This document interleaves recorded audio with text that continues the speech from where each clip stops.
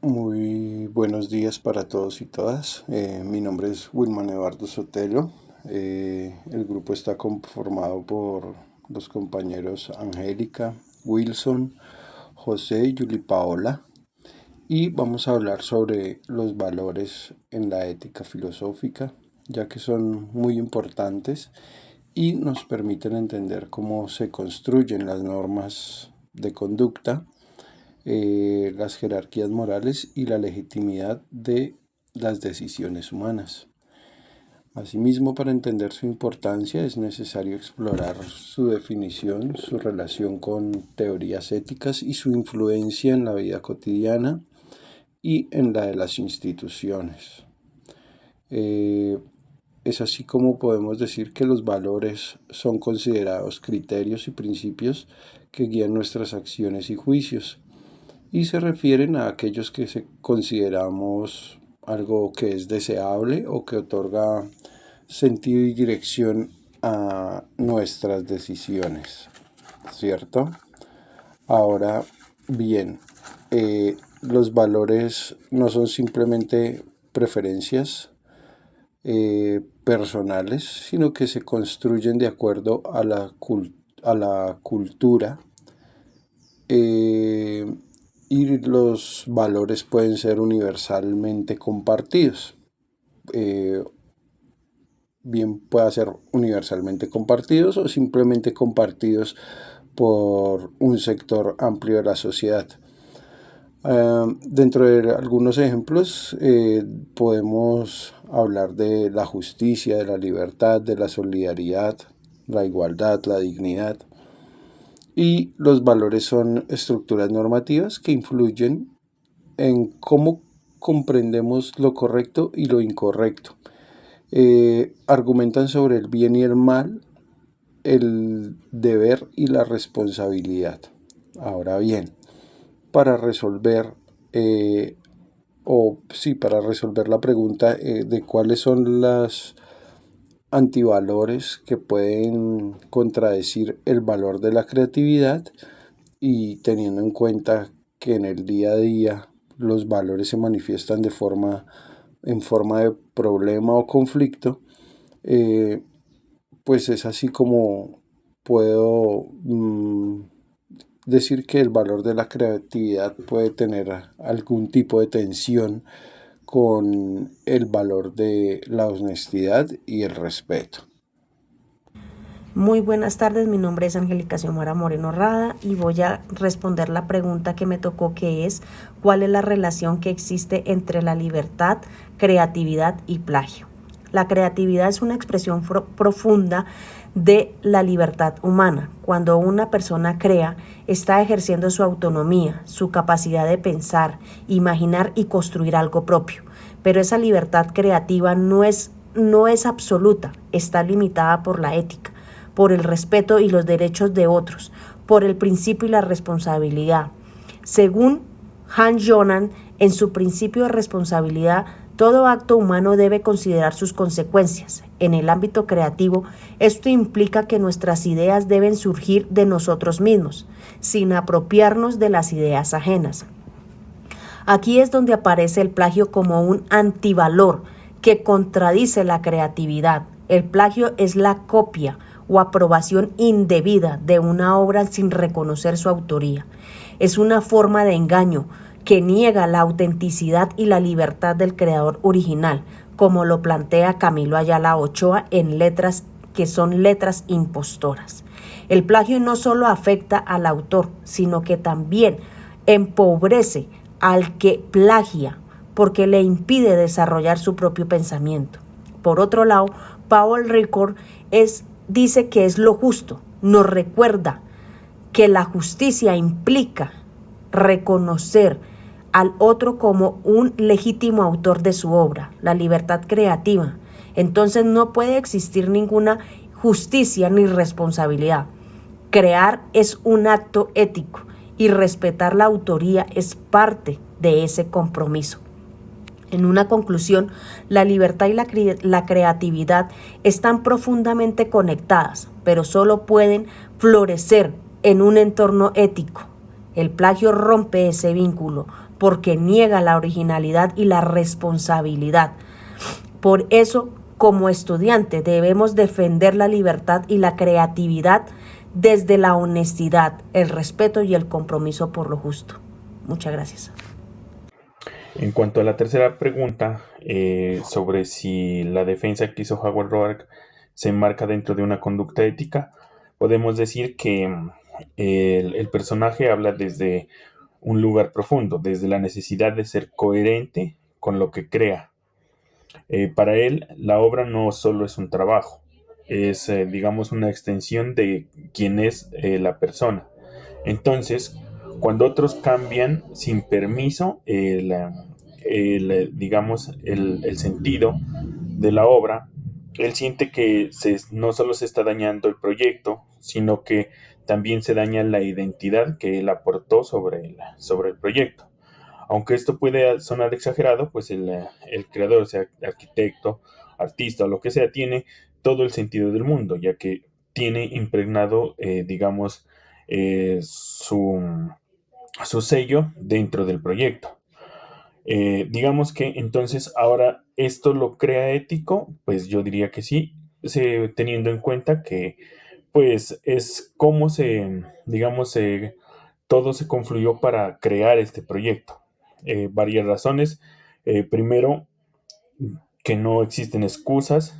No, digamos que el personaje no intenta quedar bien, ni tampoco busca culpar a terceros, tampoco busca manipular al jurado. Habla con una sinceridad que, digamos que la honestidad a veces duele, pero es un valor ético enorme. Él insiste mucho en la responsabilidad como creador. No lo plantea como un capricho, tampoco lo distorsiona. Eh, digamos que cambiar su obra sería traicionar a su profesión. Entonces, eso toca directamente temas que hoy incluso están en derecho, como los derechos morales de un autor.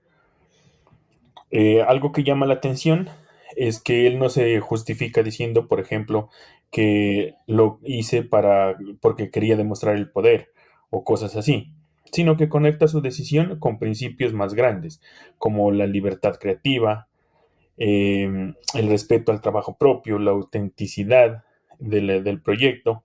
Puede que sus métodos sean muy extremos, pero su defensa está parada sobre valores, no está parada sobre impulsos del momento. Es radical, obviamente que es muy radical. Es de esos personajes que ven el mundo sin tonos grises, o es blanco o es negro, pero aún así se nota que no está actuando desde el egoísmo, sino desde la convicción. Y la ética tiene mucho que ver con eso, con el actuar conforme a los principios y los principios que uno tiene, aunque nadie esté de acuerdo. Entonces, diría que sí, la defensa de Roark sí se mueve dentro de una conducta ética. No porque lo que hizo sea bueno o correcto, sino porque él defiende sus valores y el valor impregnado en el proyecto por digamos, por su sello. De una u otra forma, todos consideramos importantes los valores como la integridad, la responsabilidad y la autenticidad. Sus acciones son discutibles, pero en sí su defensa tiene una base ética muy fuerte. Muy buenos días, señor docente, compañeros. En esta ocasión voy a contestar la pregunta de cuáles serían los argumentos para desvirtuar la tesis de la libertad creativa de Howard Howard. Bueno, lo haría con los siguientes argumentos, los cuales se enfocan en la interdependencia social, la ética de la colaboración y la responsabilidad hacia la comunidad. Bueno, como primer punto, la arquitectura es un servicio social, no solo algo individual, aunque Howard insiste en que el arquitecto solo debe dar cuentas a su visión. Yo argumentaría que la arquitectura, por su naturaleza, es un servicio público. Los edificios impactan a la comunidad a la comunidad entera, no solo al arquitecto. Por lo tanto, el arquitecto tiene una responsabilidad ética de considerar las necesidades, los deseos y sensibilidades estéticas del público y el cliente, y no imponer su visión de forma tiránica. Como segundo punto, la innovación surge de la colaboración. Howard desprecia el pasado y busca una creación puramente original. Mi argumento sería que toda innovación se construye de los cimientos de las generaciones anteriores. Por lo tanto, la libertad creativa no es absoluta, es solo una ilusión. La genialidad implica absorber la tradición y colaborar con otros arquitectos, ingenieros o planificadores, incluso con clientes, para crear algo que sea viable y útil para la sociedad, no solo un puro sentido aislado. Bueno, y como tercero, el arte, por el arte, es elitista y no aporta nada. Bueno, mi nombre es Julie Paola Sánchez y a mí me correspondió la pregunta 5, la que nos dice que si yo fuera pues el juez del caso de Homan Roacar, ¿a favor de quién fallaría? Bueno, si yo fuera la juez pues del caso, yo fallaría a favor de Roacar, porque considero que tanto desde la ética profesional como desde el derecho moral del autor, pues su posición es lo más sólida. Mis argumentos pues serían los siguientes. Bueno, uno sería la protección del derecho moral del autor sobre la obra creada.